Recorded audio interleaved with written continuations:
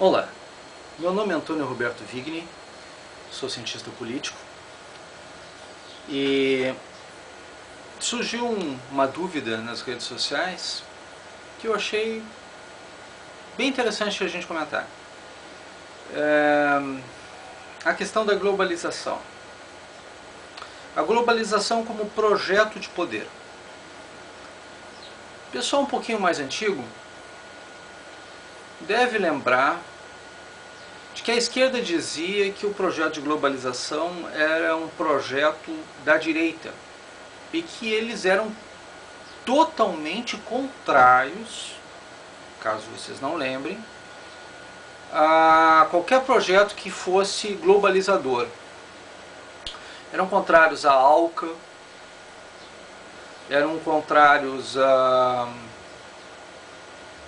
NAFTA, eram contrários a todos e todo qualquer projeto que viesse, seja dos Estados Unidos, da Europa, porque eram projetos, segundo eles, imperialistas.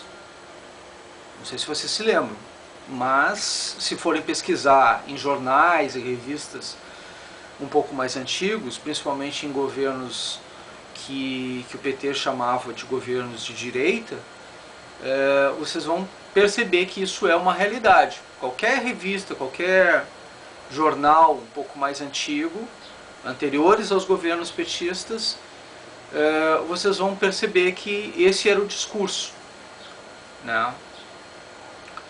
E curiosamente, no momento que assumiram o poder,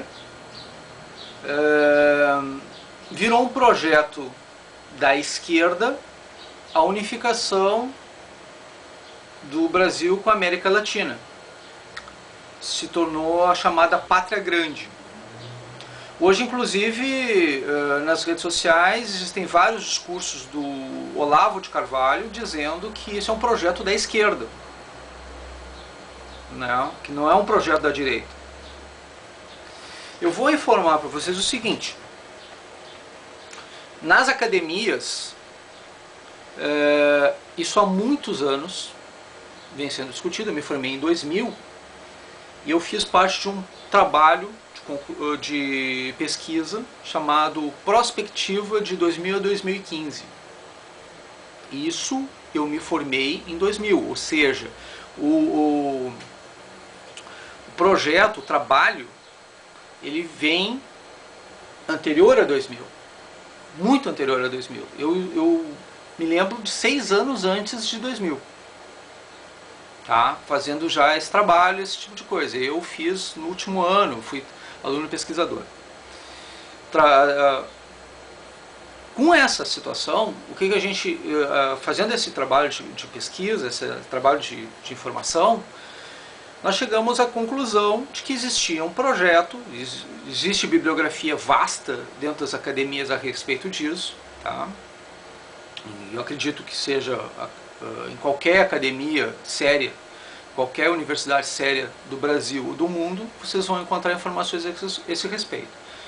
Que existe um projeto global de criar 5 línguas, 5 continentes e 5 moedas. Esse é o projeto global, chamada globalização. Isso, muita gente condena isso, porque extinguiria várias línguas. Na verdade, elas já estão sendo extintas a centenas por ano, né? Isso é fato. E é uma consequência natural da humanidade que as economias sejam reduzidas a poucas, que os continentes sejam reduzidos aos poucos. E existem teorias, inclusive, de que os estados nacionais vão perder espaço nesse sentido.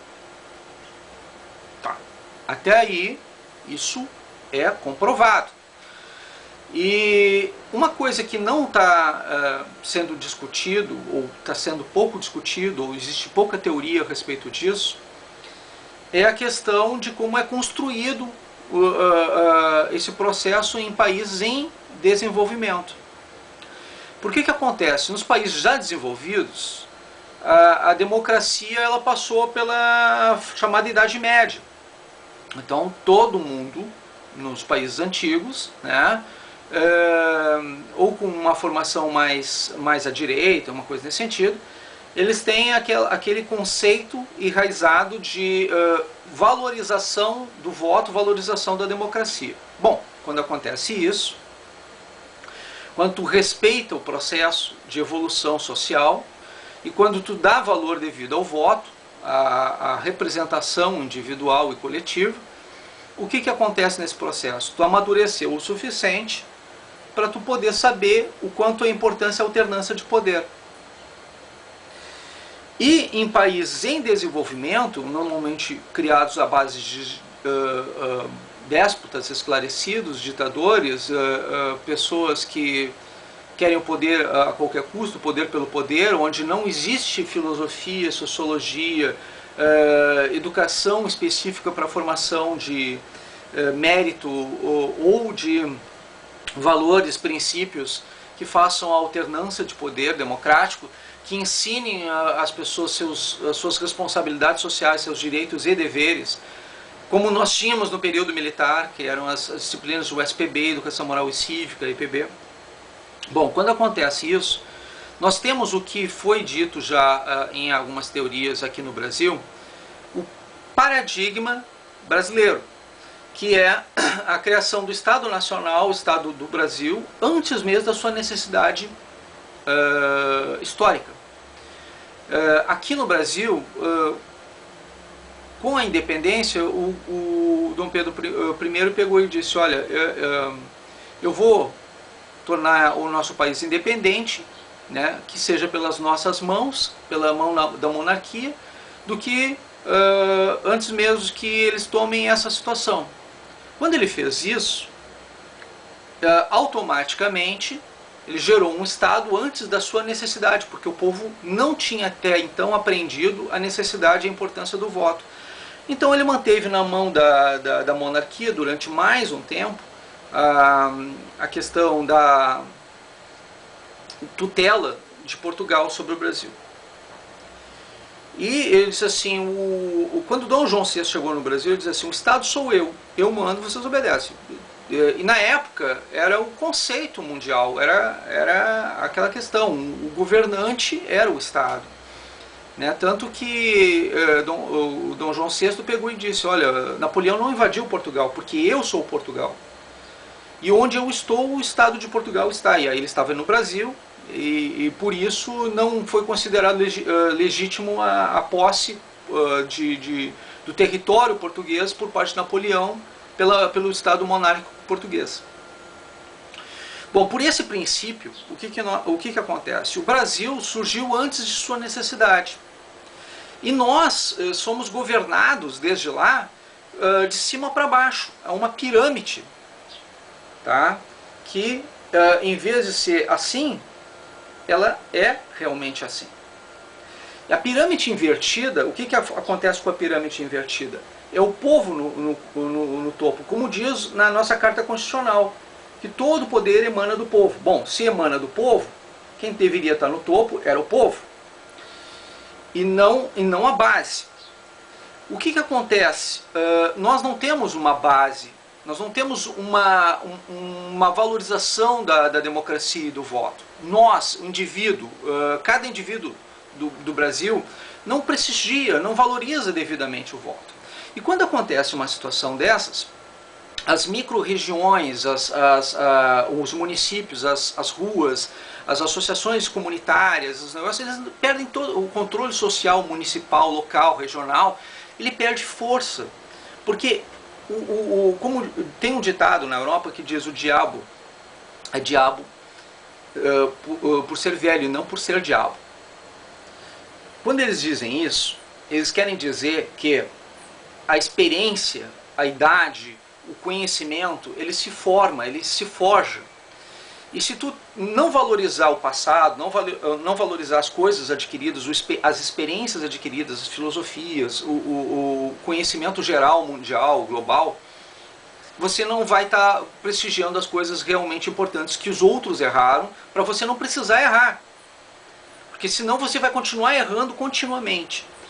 E a experiência do passado, a valorização da cultura, a valorização da experiência, a valorização das normas, das leis, das regras, da meritocracia, esses valores, esses princípios, eles fazem com que tu forme uma cultura microrregional. E essa cultura microrregional valorizando então o voto, a democracia, ela faz a construção de uma micro-sociedade, que, se for forte, não realmente precisa de um Estado nacional. Mas não é o caso. Porque no caso de haver um governo nacional tomando controle de um continente como acontece no Brasil, e se acontecer de haver uma pátria grande, como está querendo, por exemplo, os partidos que estão hoje no poder no Brasil, as chamadas esquerdas, né, ou outros países que estão na mesma situação. E se esses países não tiverem um lastro histórico ou social nesse aspecto, o que vai acontecer? Você vai perder os direitos individuais e coletivos para uma definição de topo. Ou seja, o topo manda e vocês obedecem. Vai continuar sendo assim. O projeto de globalização ele vai acontecer ao longo de algumas décadas, provavelmente. É uma tendência que aconteça esse tipo de coisa. Porque é uma necessidade de aproximação das economias. Ele não é um projeto da direita, um projeto das esquerdas. Ele é um projeto global, ele é um projeto do mundo. O mundo vai ser reduzido a acessos de globalização até que a gente tenha um planeta unificado, com um mínimo de economia, um mínimo de moeda possível, um mínimo de filosofias falsas, fakes, e que tenha mais filosofia real, que sejam poucas, mas que sejam definitivas e corretas, né? E a alternância de poder aconteça, mas aconteça dentro de um modo que as pessoas tenham compreensão do todo, dos seus valores individuais e valores coletivos. Esse é um projeto de humanização, não é um projeto ideológico da esquerda ou da direita, liberal ou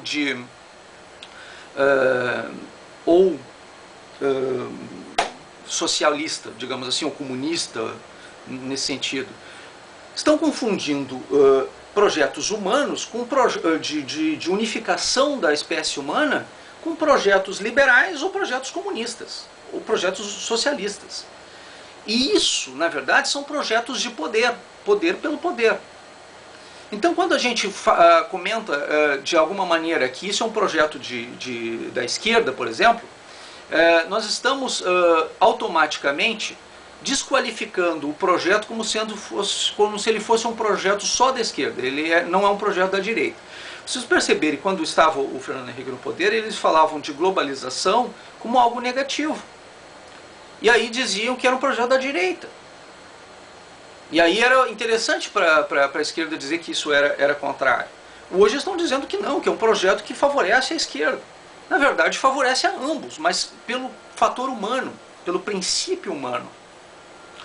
Porque a gente unindo as economias, a gente vai fazer com que haja mais investimento nos países. E aí os nossos produtos e serviços vão ter peso nos outros países, inclusive. Nós vamos ter uma relação humana e comercial mais franca e mais direta, com menos burocracia nos outros países. Então é interessante, sim, para o Brasil haver um processo de globalização, que é o que é, na verdade, é o que acontece de fato.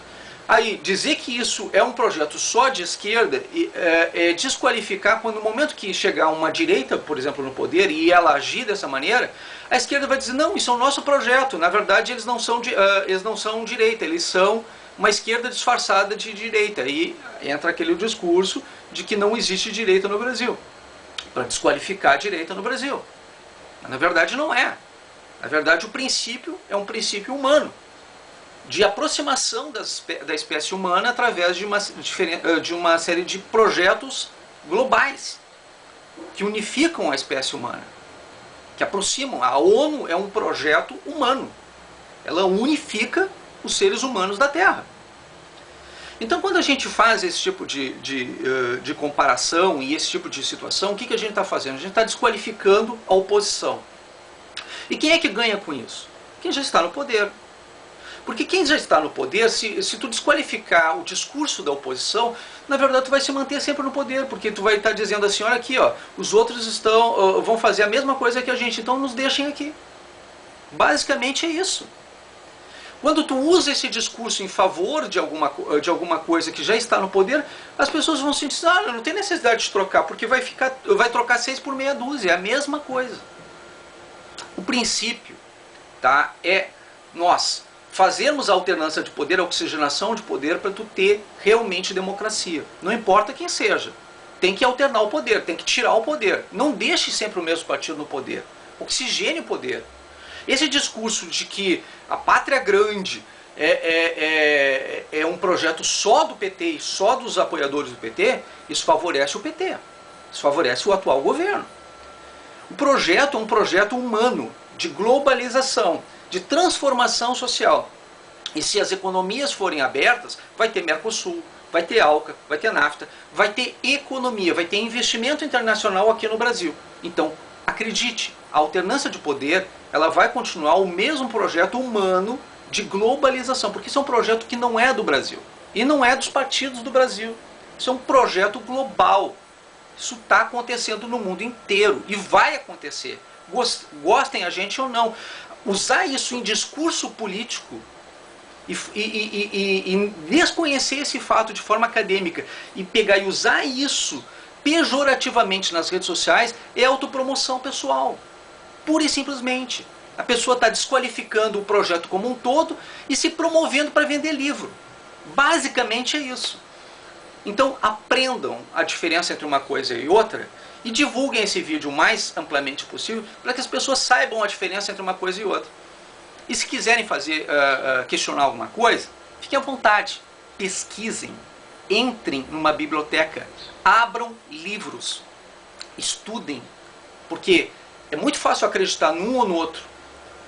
Só que eu tenho alguma coisa a perder. Eu tenho um título que eu adquiri com o meu estudo, com a minha formação. Tá?